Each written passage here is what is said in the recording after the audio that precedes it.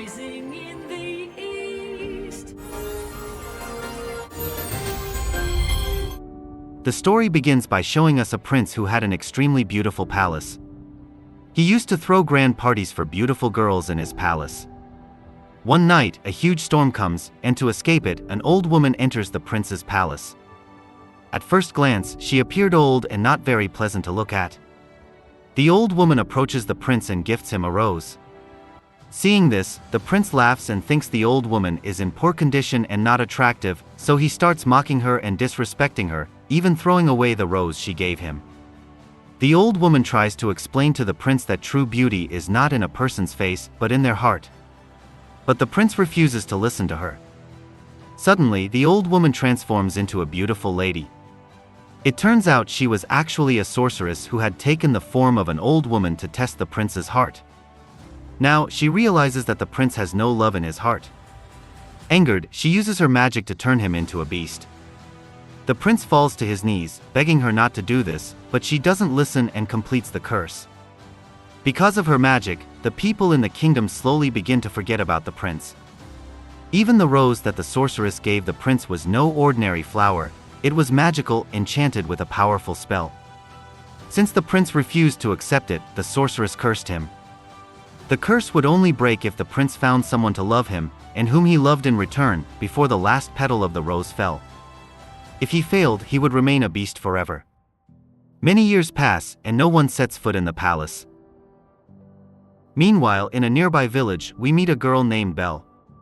She loves reading books and learning about stories and adventures. Her father is an inventor.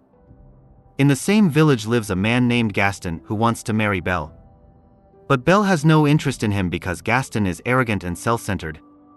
He keeps trying to win her over, but she always rejects him. One day, Belle's father needs to travel through the forest. He notices a fire blocking his usual path, so he takes a shortcut. While riding his horse, he hears wolves howling, and soon they begin chasing him. Trying to escape, he stumbles upon the beast's palace. When he enters, no one seems to be there, though candles are lit and a feast is laid out on the table. Hungry, he starts eating, but then something shocking happens. A talking teacup starts speaking to him. Terrified, Belle's father runs away. The truth is, all the objects in the palace were once humans, but because of the sorceress's curse, they were transformed into household items. As Belle's father flees, he enters a garden full of beautiful roses. Remembering Belle had asked for a rose, he picks one. Suddenly, the beast appears and, furious at the theft, locks him in a dungeon. Meanwhile, Belle's horse returns home alone. Realizing her father is in trouble, Belle rides the horse back to the palace to find him. When she arrives, the palace seems empty. She calls out but gets no response, though she hears whispers. Eventually, she finds her father locked up. He quickly tells her that the entire castle is alive, and warns her to escape as fast as possible before the beast sees her. He also explains that he was punished and locked up for picking a flower for her. Before Belle can leave, the beast suddenly appears and says, "Your father is a thief." Belle gets scared because the beast looks frightening, but she refuses to show her fear. Belle angrily calls the beast cruel for punishing her father so harshly just for picking a flower. She admits it was her fault because she had asked for that rose. She demands a minute with her father to say goodbye. The beast then says that if the dungeon door closes, it will never open again. He opens the door and Belle rushes inside to see her father. Then, she pushes her father out and locks herself inside instead. Now, Belle has taken her father's place as the prisoner. The beast takes Belle's father out and sets him free. Meanwhile, Belle remains trapped in the castle. When the beast is not around, a talking clock and a candlestick approach Belle. These objects were once humans but were transformed by the sorceress's curse. They can still walk, talk, and act like humans. They open the door for Belle and invite her to stay in a proper room, believing she might be the one to break the curse. When the beast finds out, he gets furious and scolds the clock and candlestick. But they argue that Belle could be their only hope, if the beast tries to impress her and win her love. They convince him to invite Belle to dinner. The beast reluctantly agrees but is still angry. He goes to Belle and rudely demands that she join him for dinner. Belle refuses, saying he first imprisoned her father, then locked her up, and now expects her to eat with him? The beast slams the door in frustration, shouting that she will eat with him no matter what. Belle stands her ground, declaring she would rather starve than dine with him. The beast storms off, saying fine. Then starve. The enchanted objects, the clock, candlestick, and teacup, are impressed by Belle's courage. They become certain she is the one who can break the curse. So they prepare dinner for her. Meanwhile, the beast goes to check the enchanted rose, the source of the curse. He sees that many petals have already fallen. Once the last petal drops, he will remain a beast forever, and the castle's enchanted objects will lose their humanity completely, becoming lifeless items. Back in the village, Belle's father returns and desperately tries to convince everyone that his daughter is in danger. He says that a beast has trapped her in a hidden castle. No one believes him except Gaston, who only pretends to care because he wants to marry Belle. Gaston and his sidekick, 𝗟𝗏𝗲, follow Belle's father into the woods to rescue her. But when they can't find the castle, Gaston gets angry, accusing Belle's father of being crazy. He admits he only wants to marry Belle and won't let anyone stop him. When Belle's father refuses, Gaston ties him up and leaves him under a tree to be eaten by the wolves. There, a woman named Agatha arrives who had been banished from her village. She saves Belle's father and sets him free. Meanwhile, in the castle, Belle finds the enchanted rose. Just as she is about to touch it, the beast arrives and angrily stops her. He shouts that she doesn't understand what she was about to do, that touching it could have killed them all. Frightened by his yelling, Belle runs away on her horse. As Belle rides through the forest, that same pack of wolves surrounds her. Before they can attack, the beast arrives and fights them off bravely. Though he succeeds in chasing the wolves away, he gets badly injured in the process. Belle sees him collapse on the ground, too hurt to move. Remembering that he saved her life, she decides to help him instead of escaping. She tells him that she can't carry him, so he must get up himself. With great effort, the beast stands and Belle helps him onto her horse, taking him back to the castle. When Belle returns to the castle with the injured beast, all the enchanted objects are overjoyed. They desperately hope that Belle might fall in love with the beast.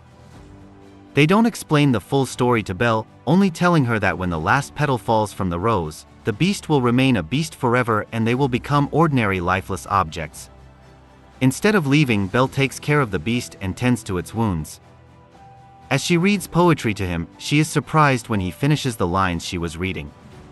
He admits he doesn't usually read love poetry but has read many books. Belle says she loves romantic stories, and the beast remarks that her face shows she would enjoy such tales.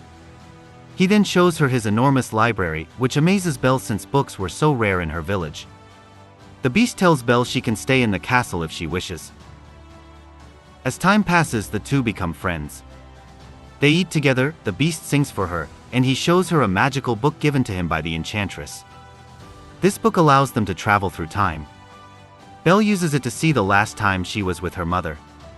She learns that her mother had a contagious disease, and she sent Belle away to protect her from a deadly illness. This discovery makes Belle very sad. The enchanted objects encourage the beast to confess his love for Belle, but he doubts she could ever love him. Still, they prepare a special evening where the beast and Belle spend a beautiful evening and dance together. Meanwhile, back in the village, Belle's father returns and tells everyone how Gaston left him tied up for the wolves. Agatha supports his story, but Gaston lies and says they're both crazy.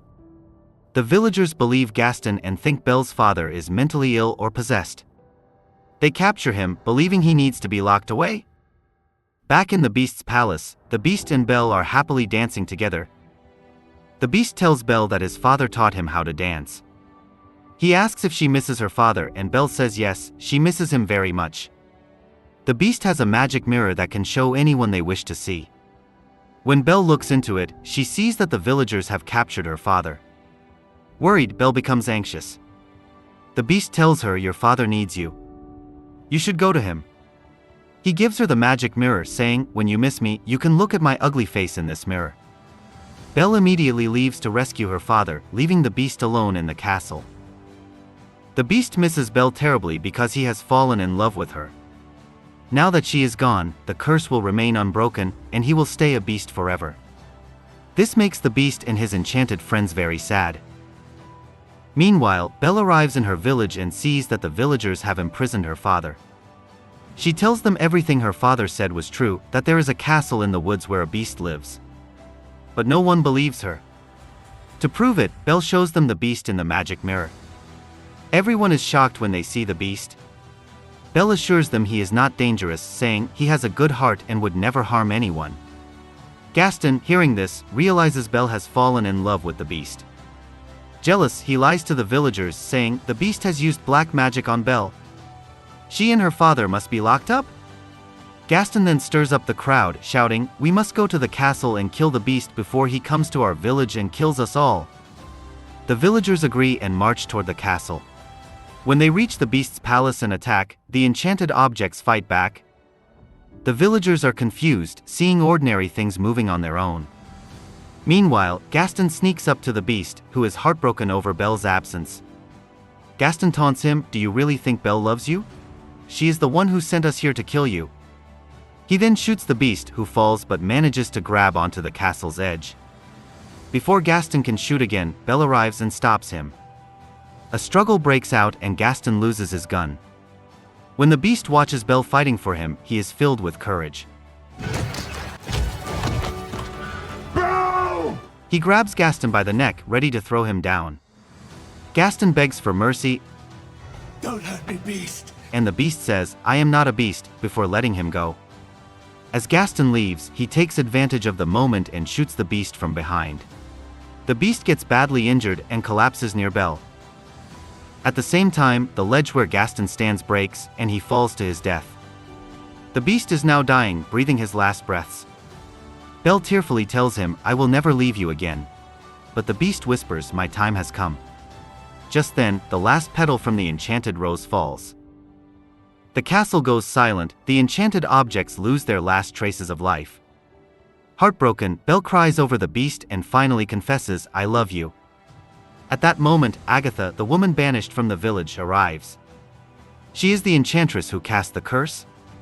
Seeing that the beast has found true love, she lifts the spell. A bright light surrounds the beast, transforming him back into a handsome prince. Belle is overjoyed.